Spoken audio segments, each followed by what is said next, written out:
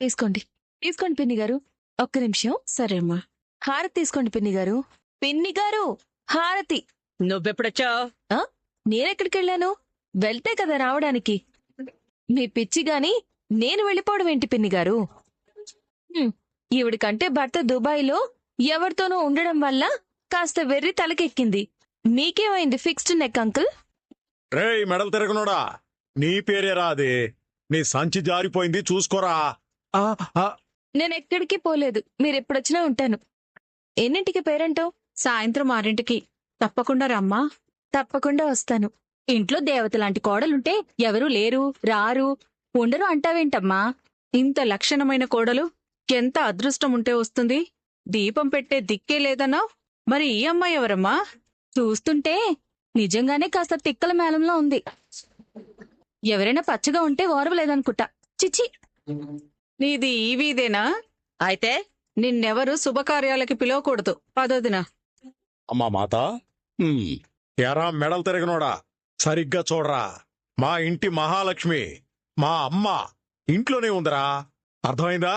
ఇంకోసారి దీన్ని వెంటబెట్టుకొని మా ఇంటి మీద బురద చల్లాలని వచ్చావో మీ ఇద్దరి వాటా కింద 2 సమాధులు పట్టేంత స్థలం రాసిస్తా. మీ ఇద్దరిని బతికుండగానే 100 తోడి కప్పెడతా. ఎలానే? హలో అత్త, అరచి అరచి అలసిపోయినట్టున్నావు. ఇంటికెళ్ళి మంచినీళ్లు తాగతా. పోవే, ముందు నీ కూతురు సరిగ్గా కాపురం వెలగబెడుతుందో లేదో చూసుకో. మా పెద్దోడికి అప్పుడప్పుడు ఫోన్ చేస్తుంది.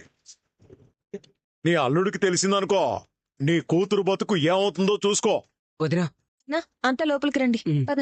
నువ్వెప్పుడొచ్చావమ్మా? మీ అత్త అరవడం మొదలుపెట్టినప్పుడే. మరి లోపల నుంచి వచ్చారు కదా. బయటనుంచి లగేజ్తో వస్తే ఇప్పుడే వస్తున్నట్టు తెలిసిపోతుంది కదా. అదే నేను ఇంట్లో నుంచి వస్తే ఇంట్లోనే ఉన్నట్టు అర్థం అవుతుంది. అందుకే పెరట్ నుంచి లోపలికొచ్చి టైంకి బయటకొచ్చాను. నిజంగా మీరు టైంకొచ్చారు. మీరు రావడం వల్ల మా అత్త నోరే కాదు, వీధిలో వాళ్ళ అందరి నోర్లు మూతపడ్డాయి. నిజంగా సినిమాలో హీరోలా సడన్ ఎంట్రీ ఇచ్చి వాళ్ళకి పెద్ద షాక్ ఇచ్చావు. పందు రోజు మందు దొరికినంత ఆనందంగా ఉంది. నీ తాగుబోతు బుద్ధి పోనిచ్చుకోలేదు. నిజంగా తిరిగి వచ్చేసావు వదినా? నన్ను చూడ్డానికే వచ్చావా? అటు చూడరా. అయ్యో, హారతి తీయాలేమో. దిష్టి తీయాలరా లిటిల్ ఫింగరో. ఆపండి. నేను వచ్చాను అంటే దానికొక బలమైన కారణం ఉంది. అన్నా బెంగ పెట్టుకుంటాడన్నా? కాదు. చక్రి క్షమించమని అడిగాడు కదా. అందుకు కాదు. మరి ఈ సుపుత్రుడు బీడీలు ఎక్కువ కాలుస్తూ ఆరోగ్యం చెడగొట్టుకుంటున్నాడని దిగులుపడి వచ్చుంటావు, అంతేనా మాత? ఇది కారణం కాదు. మరింకా బలమైన కారణం ఏముందమ్మా? నేనొచ్చే ముందు రోజు వరకు ఈ ఇంటికి ఒక పేరుంది. ఈ బృందావనంలోకి ఆడవాళ్ళెవరూ రారని, వచ్చినా బ్రతకరని, ఉండరని జనాలు అనుకునేవాళ్లు. నేనొచ్చి ఉన్నాక ఆ అపవాదు పోయింది. కాని నేనింట్లోంచి వెళ్లిపోయాక మళ్లీ ఈ ఇంటికున్న చెడ్డ పేరు, చెడ్డ అభిప్రాయం బయటకొచ్చింది. అందరూ నేనిక రాననుకున్నారు. నా వల్ల మీరందరూ ఎన్ని మాటలు పడుతున్నారో ఇవాళ్ల మీ అత్త పెట్టిన పంచాయితే సాక్ష్యం. నాకోసం ఇంత చేసిన మీకోసం నేనేమీ చేయలేదు. పైగా చెడ్డ పేరు మిగిల్చాను. అందుకే నా మూలంగా పోయిన పరువు నా వల్లే తిరిగి రావాలని నేనే తిరిగొచ్చాను. చాలా సంతోషమమ్మా. మా గురించి మాకంటే ఎక్కువగా ఆలోచించాం. నీకు మేం నిజంగా ఈ విధంగా కూడా రుణపడి ఉంటాం. రుణపడింది నేను పెద్ది. నేను మా ఇంటి నుంచి వచ్చాక నాకీ ఇంట్లో ఆశ్రయం ఇచ్చారు. బయట ప్రపంచం నుంచి రక్షణ కల్పించారు. ఏ పూట ఆకలనేదే తెలియకుండా వేళకు అన్నం పెట్టారు. నా పుట్టింటిని మర్చిపోయేలా అందరూ నాకు నేస్తాలయ్యారు. చక్రి వల్ల తప్పు జరిగింది. కాని అందువల్ల నేను ఈ బృందావనానికి చూపించాల్సిన కృతజ్ఞత చూపించకుండా అందర్నీ బాధ పెట్టి వెళ్లిపోయాను. నిజంగా ప్రమాణం చేసి చెప్తున్నాను, నా పుట్టింటి వాళ్ళని వదిలిపెట్టి ఇక్కడికొచ్చినప్పుడు కూడా నాకసలు బాధే అనిపించలేదు. ఈ బృందావనం వదిలి హాస్టల్కి వెళ్ళాక హోంసిక్ అంటారే, అది మొదలైంది. నా ఇంటిని వదిలి వెళ్ళినట్టు అనిపించింది. మీ ఇంట్లో ఉండి మిమ్మల్ని తిట్టాను. ఎందుకు పడ్డారు? నేనెవర్నని పడ్డారు? వయసులో ఇంత పెద్ద ఆయన కూడా ఒక ఆడపిల్లకి ఎంత మర్యాద ఇవ్వాలో అంత మర్యాద ఇచ్చారు. సంస్కారం ఐశ్వర్యంలోనో పైపై మాటల్లోనో ఉండదు, అది మనసులోనే ఉంటుంది. మీ అందరూ నాకు నచ్చారు, ఒక చక్రి తప్ప. అదే పెద్ద మనసుతో వాణ్ణి కూడా క్షమించును. నేను తేల్చుకోవాల్సిన లెక్కలు చాలా ఉన్నాయి. అతను చేసిన తప్పు వల్లే కదా మీ అందర్నీ బాధ పెట్టి వెళ్లాను. ఏదేమైనా ఇక దొరకదనుకున్న మడిపోసం మళ్లీ దొరికినట్టుంది. థ్యాంక్స్ మాతా. మై ప్లెజర్ పుత్ర. వామో, ఇంక ఈ మంచం మీద పడుకుంటే ఏమన్నా ఉందా? మంచమే ముందు కెవ్వుమని అరుస్తుంది. అయ్య బాబోయ్, పొరపాటున వచ్చి బెడ్ పక్కన కూర్చున్నాను. అంతే, అంతా కలిసి తూ అనేశారు. క్యారీ చక్రి కైకు. అది కాదు, ఎందుకమ్మా నీకింత పొగరు? మీ అన్నకెంతుందో నాకు తెలుసు, నీకు కూడా అంతే. ఆ దానిలో గుడ్డ మొక్కవే కదా నువ్వు. నిన్ను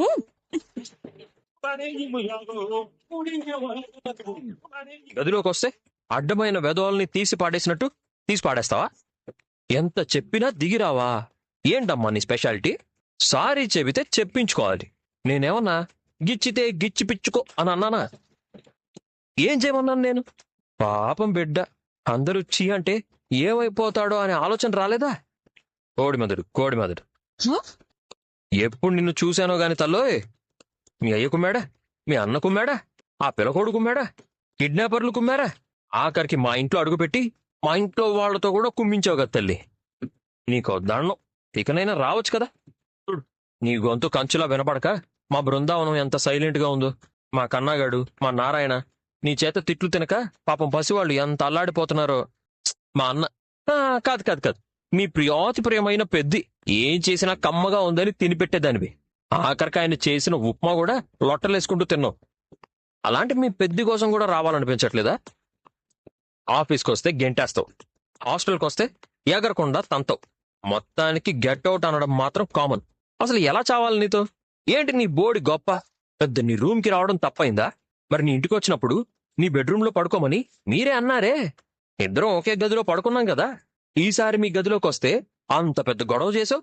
అది తప్పుగానప్పుడు ఇది తప్పెలా అవుతుంది? ఒక రకంగా తప్పేలే. అప్పుడు నీ పర్మిషన్ ఉంది, ఇప్పుడు లేదు. అవునులే, ఏం చేసినా మీరే కరెక్టు, ఈ చక్రిగాడే రాంగు. హాస్టల్లో హాయిగా పడుకోండి. ఏంటో భ్రమలో కూడా ఆ కళ్ళల్లో కత్తులే. ఆ మంచం మీద మీరే, ఇక్కడ గోడకి క్యాలెండర్లా అతుక్కుని మీరే. గంప గయ్యాలి, రంప రాక్షసి. ఏ ఆగండి, హారతి తీసుకోండి పిన్ని గారు.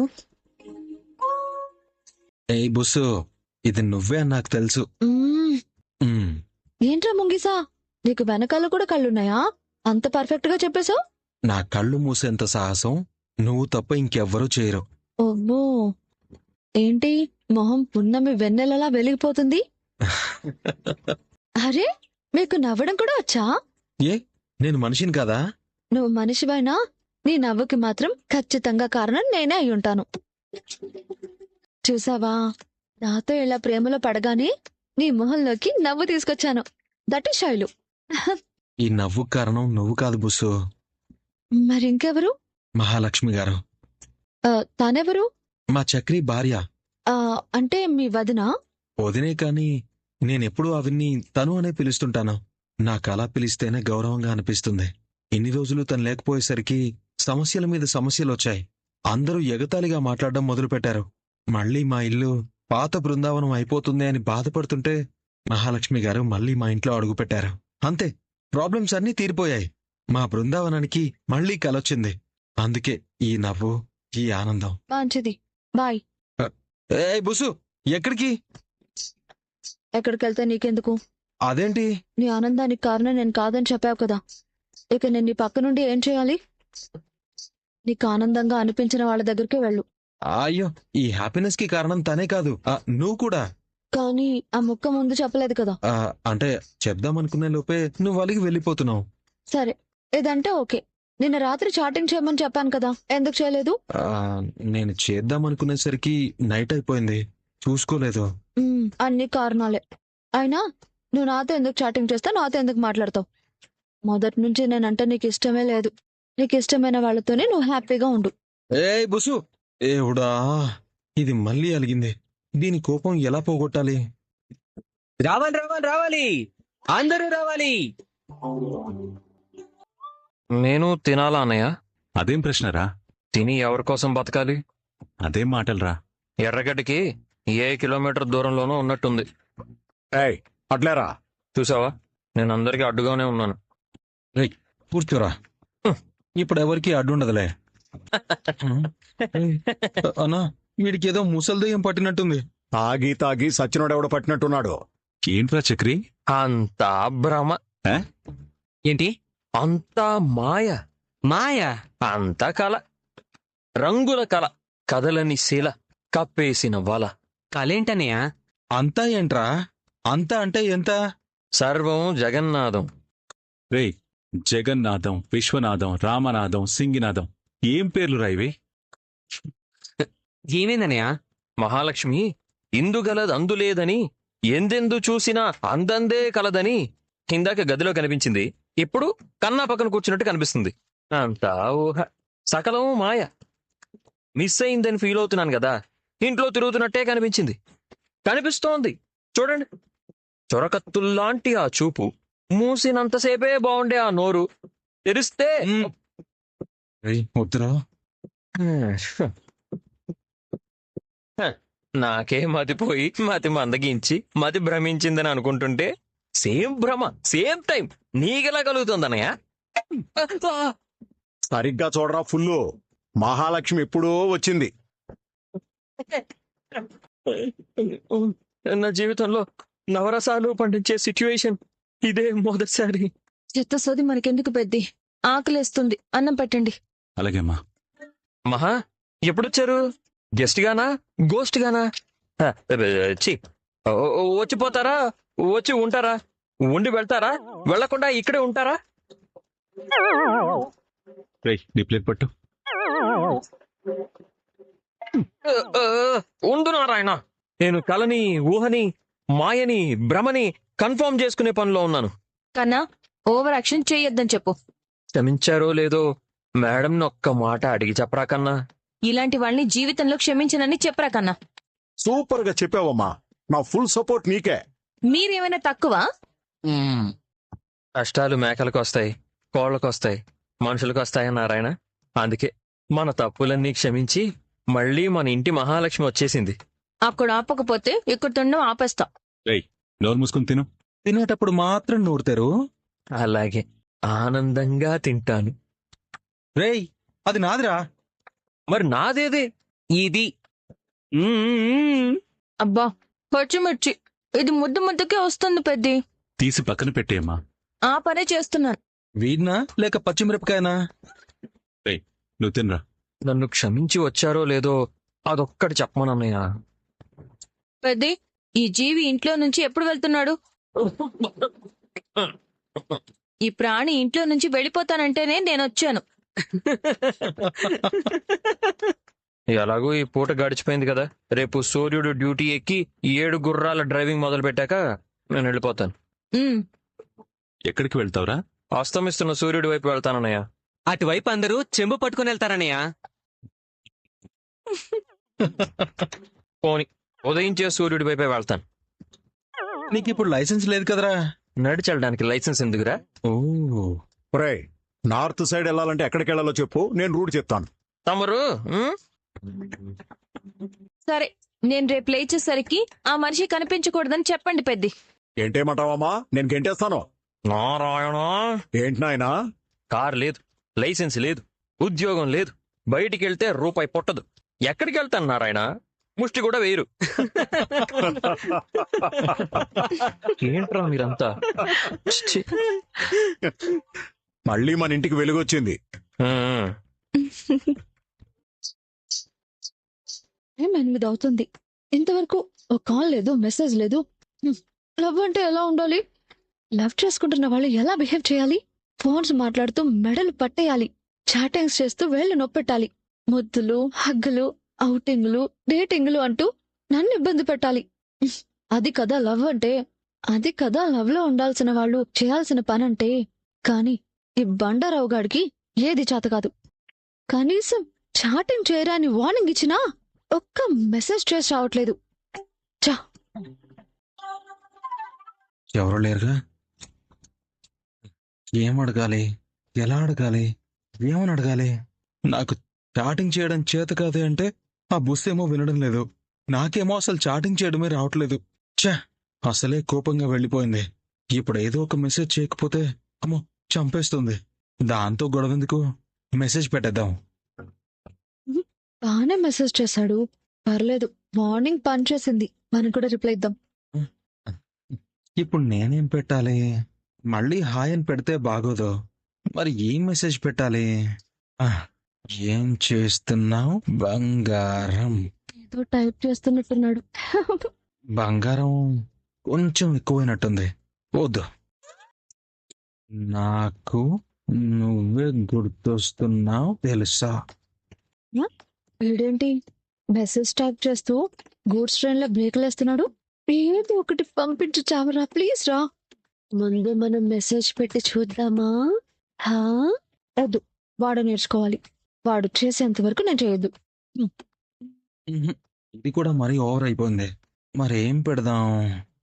ఆ, భోజనం అయ్యిందా పక్కన మంచి సింబల్ పెడదాం. ఏం ఎమోజీ పెడదాం? లవ్ సింబల్ పెట్టండి, బాగుంటుంది. కరెక్ట్. ఏంటి సంగతి? ఏం లేదండి. ఏమీ లేకపోతే ఆ సింబల్స్ ఏంటండి? లవ్వా? చిచి కాదండి. చిచి లేదు, చాచా లేదు, అది లవ్వేనండి. రేయ్, నీకేం తెలుసురా ఇది లాభని? ఎలా తెలియడం ఏంటి? నీ అసిస్టెంట్ చోటుగాడే చెప్పాడు. ఆ? చెప్పాడా? ఏం చెప్పాడ్రా? ఆ ఆ బుస్సుకి నీకు మధ్య లవ్ అని, అది ఈ మధ్యే పట్టాలెక్కి చుకుబుకు అంటూ పరుగులు పెడుతుంది అని. ఏంటండి, నిజంగానా? అదేం లేదండి. ఆ బుస్తు లవ్వు లవ్వు అంటే వెంటపడేసరికి నేను సరే అన్నాను. మ్మ్. కానీ ఇది ప్రేమో కాదో ఇంకా తెలుసుకోలేకపోతున్నానండి. మ్మ్. అదేమో చాటింగు డేటింగు అని చంపేస్తుంది. ప్రేమిస్తే అవన్నీ చెయ్యాలి కదా. కానీ అవన్నీ నాకు రావడం లేదండి. ఎందుకొస్తాయిరా? నువ్వు బండరాయి గాడివి కదా. రేయ్, తిట్టావంటే అయిపోతావు. మీరేం టెన్షన్ పడకండి. తనది చిన్నపిల్లల మెంటాలిటీ. ఒకసారి తనతో ఫోన్లో మాట్లాడినప్పుడే అర్థమైంది. కానీ చాలా మంచి అమ్మాయి. వదులుకోకు, నీ లైఫ్ బాగుంటుంది. చక్రి వాళ్ళ ఇంట్లో అందరు ఎలా ఉన్నారు? అంత బానే ఉన్నారు. ఈ గ్యాప్ లో కానీ నువ్వు చక్రిని హస్బెండ్ లా యాక్సెప్ట్ చేసావా? లేదదనా. నువ్వు ఆ ఇంట్లో ఉన్నంతకాలం చక్రి భారీగానే ఉండాలి. చక్రి మనసులో ఎలాంటి ఉద్దేశం ఏర్పడకముందే నువ్వు చక్రికి విడాకులివ్వాలి. మాట్లాడాలన్నారు? మాట్లాడతాను. చెప్పండి. ఇది కొంచెం సీరియస్ విషయం. కామెడీ విషయం అయినా పర్లేదు. ఒకటి అడిగితే ఇస్తారా? 2 అడిగినా ఇస్తాను. కానీ ఏంటా ఒకటి? నాకు విడాకులు కావాలి. హలో ఫ్రెండ్స్, నా యూట్యూబ్ ఛానల్కు స్వాగతం. ఈరోజు మనం మన పొదరిల్లులోని తాజా ఎపిసోడ్ అప్డేట్ గురించి మాట్లాడుకుందాం. కథలో ఇప్పుడు ఉత్కంఠభరితమైన మలుపులు చోటు చేసుకుంటున్నాయి. మహాలక్ష్మి ఎదుర్కొంటున్న మానసిక సంఘర్షణ గురించి ఈ వీడియోలో వివరంగా చూద్దాం. రండి, ఎపిసోడ్ విశేషాల్లోకి వెళ్దాం. కథలో మహాలక్ష్మి పాత్ర చాలా క్లిష్టమైన పరిస్థితుల్లో ఉంది. ఆమెకు తన కుటుంబం పట్ల ఉన్న ప్రేమ బయట వినిపిస్తున్న పుకార్ల వల్ల తీవ్రంగా దెబ్బతింది. ఈ పుకార్లు ఆమె మనసుని ఎంతగానో కలవరపెడుతున్నాయి. ఆమె కళ్లలో కనిపిస్తున్న బాధ, ఆవేదన ప్రేక్షకులను కదిలిస్తోంది. ఆమె తీసుకున్న నిర్ణయం ఆమెను మరింత ఒంటరిని చేస్తోంది. మాధవ కుటుంబం చుట్టూ అల్లుకున్న ఈ పుకార్లు ఒక పెద్ద చిచ్చును రేపాయి. అమాయకమైన మాధవ కుటుంబంపై వస్తున్న ఈ అసత్య ప్రచారాలు ఆమెను నిద్రపోనివ్వడం లేదు. ఈ పరిస్థితుల్లో ఆమె ఇంట్లో నుండి బయటకు రావడమే సరైన మార్గమని భావించింది. కానీ బయటకు వచ్చాక ఆమెకు ఎదురైన వాస్తవం భయంకరంగా ఉంది. ఆమె ఇంటి నుండి వెళ్ళిపోవడం వెనుక ఉన్న ప్రధాన కారణం ఈ పుకార్లే అని స్పష్టమవుతోంది. ప్రతి అడుగులోనూ ఆమె ఒక రకమైన అభద్రతా భావానికి లోనవుతోంది. తన గౌరవానికి, కుటుంబ గౌరవానికి భంగం వాటిల్లుతుందేమో అన్న భయం ఆమెను వెంటాడుతోంది. ఈ ఆందోళన ఆమెను నిత్యం వేధిస్తోంది. ఈ సమయంలోనే చక్రి పాత్రలో ఒక గొప్ప మార్పు కనిపిస్తోంది. చక్రి ఆమెను వెదుక్కుంటూ వచ్చి తన తప్పును ఒప్పుకోవడానికి సిద్ధపడతాడు. అతను తన పశ్చాత్తాపాన్ని వెలుబుచ్చుతూ ఆమెను బ్రతిమాలడం మనల్ని ఎమోషనల్గా కట్టిపడేస్తుంది. అతని కళ్లలో నిజమైన పశ్చాత్తాపం కనిపిస్తోంది. చక్రి మాటల్లోని గాంభీర్యం, ఆమెను తిరిగి ఇంటికి తీసుకెళ్లాలన్న అతని తపన అద్భుతంగా ఉంటుంది. తన వల్ల జరిగిన పొరపాటును సరిదిద్దుకోవాలని అతను తీవ్ర ప్రయత్నం చేస్తాడు. మహాలక్ష్మిని క్షమాపణ కోరడంలో అతనిలోని వేదన స్పష్టంగా తెలుస్తోంది. ఆ సన్నివేశం నిజంగా కన్నీళ్లు పెట్టించేలా ఉంటుంది. మహాలక్ష్మి గుండెల్లో ఉన్న గాయం అంత సులభంగా మానదు. చక్రి పదే పదే బ్రతిమాలినా ఆమె మనసులో ఇంకా సందేహాలు అలాగే ఉన్నాయి. ఆ పుకార్ల వల్ల కలిగిన నష్టం ఆమె నమ్మకాన్ని పూర్తిగా దెబ్బతీసింది. ఆమె తిరిగి వెళ్లడానికి ఇష్టపడకపోవడం వెనుక పెద్ద కారణమే ఉంది. ఈ ఎపిసోడ్లో యాక్షన్ సీన్లు కూడా తక్కువ లేవు. మాధవ కుటుంబం మీద దాడి చేసేవారికి చక్రి ఇచ్చే వార్నింగ్ ఒక రేంజ్లో ఉంటుంది. తన మనుషుల కోసం ప్రాణాలకు తెగించి పోరాడే చక్రిని చూసి మనం ఆశ్చర్యపోతాం. కుటుంబ గౌరవం కోసం అతను చేసే పోరాటం నిజంగా అభినందనీయం. మహాలక్ష్మి ఇంటి నుండి బయటకు రావడంతో కథలో తీవ్రత పెరిగింది. ఆమె లేని లోటు ఇంట్లో అందరికీ తెలుస్తోంది. ముఖ్యంగా చక్రికి ఇది తీరని లోటు. ఆమె లేని ఇల్లు ఎంత వెలితిగా ఉందో చూపిస్తున్న సీన్లు చాలా ఎమోషనల్గా ఉన్నాయి. ప్రతి పాత్ర కూడా ఆమె కోసం పరితపిస్తోంది. చక్రి గతాన్ని తలుచుకుంటే మనకు అసలు నిజం అర్థమవుతుంది. చిన్నప్పుడు అతను చేసిన ఒక చిన్న తప్పు ఈ రోజు ఇంత పెద్ద సమస్యకు కారణమైంది. ఆ తప్పును సరిదిద్దుకోవడానికి అతను పడుతున్న పాటలు ప్రేక్షకులకు అర్థమవుతాయి. అదే ఇప్పుడు అతన్ని మహాలక్ష్మి దగ్గరకు నడిపిస్తోంది. ఈ సీరియల్లోని ప్రతి డైలాగ్ చాలా పవర్ఫుల్గా ఉంటుంది. ముఖ్యంగా మహాలక్ష్మి మరియు చక్రీల మధ్య జరిగే సంభాషణలు చాలా లోతుగా ఉంటాయి. తన ఆత్మగౌరవం కోసం ఆమె తీసుకున్న నిర్ణయం, చక్రీ పశ్చాత్తాపం రెండూ సమపాళ్లలో ఉన్నాయి. ఆ సన్నివేశాలు కథను మరింత ఆసక్తికరంగా మార్చాయి. పుకార్ల వెనుక ఉన్న అసలు కుట్రదారుడు ఎవరు అనేది ఇప్పుడు సస్పెన్స్గా మారింది. మాధవ కుటుంబాన్ని దెబ్బతినాలని ఎవరు ప్రయత్నిస్తున్నారు? ఆ పుకార్లను సృష్టించి మహాలక్ష్మిని దూరం చేసింది ఎవరు? వీటికి సమాధానాలు రాబోయే ఎపిసోడ్లలో లభిస్తాయి. మహాలక్ష్మి తిరిగి ఇంటికి వెళ్తుందా, లేక తన గౌరవం కోసం పోరాడుతుందా? చక్రి తన తప్పును సరిదిద్దుకోగలడా? ఈ ప్రశ్నలే మనల్ని రాబోయే ఎపిసోడ్ వరకు వేచి చూసేలా చేస్తున్నాయి. ప్రతి సన్నివేశం కూడా ఎంతో ఉత్కంఠభరితంగా సాగుతోంది.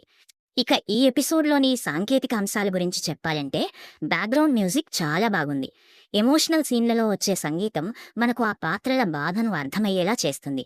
అలాగే కెమెరా వర్క్ కూడా ఆ పాత్రల హావభావాలను చాలా చక్కగా బంధించింది. నిజానికి పొదరిల్లు.png.లోని ఈ ఎపిసోడ్ ఒక ఎమోషనల్ రైడర్ అని చెప్పవచ్చు.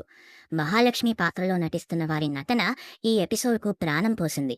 ఆమె కన్నీళ్లు, ఆమె ఆవేదన ప్రతి ఒక్కరి మనసును కదిలిస్తుంది. ఒక కుటుంబం ఎలా విచ్ఛిన్నమవుతుందో ఇందులో చూడవచ్చు. చక్రి అడిగే క్షమాపణలో ఒక అర్థముంది, కానీ మహాలక్ష్మి పడే ఆవేదనలో ఒక నిజాన్ని మనం చూడాలి. ఇద్దరి మధ్య జరుగుతున్న ఈ పోరాటం నిజంగా ఒక డ్రామా. ఇలాంటి సన్నివేశాలు మనల్ని సీరియల్కు మరింత దగ్గర చేస్తాయి. రాబోయే రోజుల్లో కథ ఏ మలుపు తిరుగుతుందో చూడాలి. మాధవ కుటుంబ సభ్యుల రియాక్షన్ ఈ ఎపిసోడ్కు మరో ప్లస్ పాయింట్. వారు మహాలక్ష్మిని అర్థం చేసుకునే తీరు, ఆమె పట్ల చూపే ప్రేమ చాలా గొప్పది. ఆ కుటుంబం ఎంతటి ఐక్యతను కలిగి ఉందో ఈ ఎపిసోడ్ ద్వారా తెలుస్తోంది. పుకార్లు ఎన్ని వచ్చినా వారు కలిసి ఉండటం గమనార్హం. మహాలక్ష్మి బయటపడుతున్న ఇబ్బందులు చూస్తుంటే చాలా బాధగా అనిపిస్తోంది. ఒక స్త్రీ తన గౌరవం కోసం ఎంతటి త్యాగం చేయడానికైనా సిద్ధపడుతుందో ఇందులో చూపించారు. ఆ సన్నివేశాలు చాలా సహజంగా, హృదయ విదారకంగా ఉన్నాయి. ఆమె పాత్రకు పెడుతున్న ఈ కష్టాలు ప్రేక్షకులను ఆకట్టుకుంటున్నాయి. చక్రి గతాన్ని తలుచుకుంటే మనకు అసలు నిజం అర్థమవుతుంది. చిన్నప్పుడు అతను చేసిన ఒక చిన్న తప్పు ఈ రోజు ఇంత పెద్ద సమస్యకు కారణమైంది. ఆ తప్పును సరిదిద్దుకోవడానికి అతను పడుతున్న పాటలు ప్రేక్షకులకు అర్థమవుతాయి. అదే ఇప్పుడు అతన్ని మహాలక్ష్మి దగ్గరకు నడిపిస్తోంది. మొత్తానికి ఈ ఎపిసోడ్ చాలా ఎమోషనల్గా మరియు ఉత్కంఠభరితంగా ఉంది. ప్రతి ఒక్కరూ ఈ సీరియల్ను ఎందుకు ఇష్టపడతారో ఈ ఎపిసోడ్ ద్వారా మరోసారి నిరూపించబడింది. మహాలక్ష్మి పడే ఈ బాధకు ముగింపు ఎప్పుడో చూడాలని ప్రతి ఒక్కరూ ఆశిస్తున్నారు. మీరు కూడా ఈ ఎపిసోడ్ చూసి మీ అభిప్రాయాన్ని తెలపండి. ఇలాంటి మలుపులే ఈ సీరియల్కు అసలైన బలం. మహాలక్ష్మి మరియు చక్రీల మధ్య జరిగే సంఘర్షణలో మనకు ఎన్నో ఆసక్తికరమైన విషయాలు ఉన్నాయి. వాటిని తెలుసుకోవాలంటే మనం వేచి చూడక తప్పదు. మీ అందరికీ ఈ వీడియో నచ్చిందని ఆశిస్తున్నాను. ఇంటి పరిస్థితులు, పుకార్లు, చక్రీ పశ్చాత్తాపం ఇవన్నీ కలిసి ఒక అద్భుతమైన ఎపిసోడ్. మహాలక్ష్మి బయట ఉన్నప్పుడు ఎదుర్కొనే కష్టాలు నిజంగా కఠినమైనవి. ఆమె మనోధైర్యం ఆమెను ముందుకు నడిపిస్తోంది. ఆమె తీసుకునే ప్రతి నిర్ణయం ఇప్పుడు కథను మలుపు తిప్పుతోంది. ప్రేక్షకులకు ఈ ఎపిసోడ్ ఒక కొత్త అనుభూతిని ఇస్తుంది. ఎమోషన్స్ ఎక్కువగా ఉండడం వల్ల ప్రేక్షకులు ఈ సీరియల్కు బాగా కనెక్ట్ అవుతున్నారు. నటీనటుల ప్రతిభ ఈ ఎపిసోడ్ను మరో లెవెల్కు తీసుకెళ్లింది. ప్రతి డైలాగ్ ఒక ఎమోషన్ అని చెప్పవచ్చు. చక్రి గతాన్ని మార్చలేరు, కానీ భవిష్యత్తును సరిదిద్దగలరు. మహాలక్ష్మికి అతను ఇచ్చే మాట నిలబెట్టుకుంటాడా? ఇది ఈ కథలో అతిపెద్ద ప్రశ్న. దీని సమాధానం కోసం మనం వేచి చూడాలి.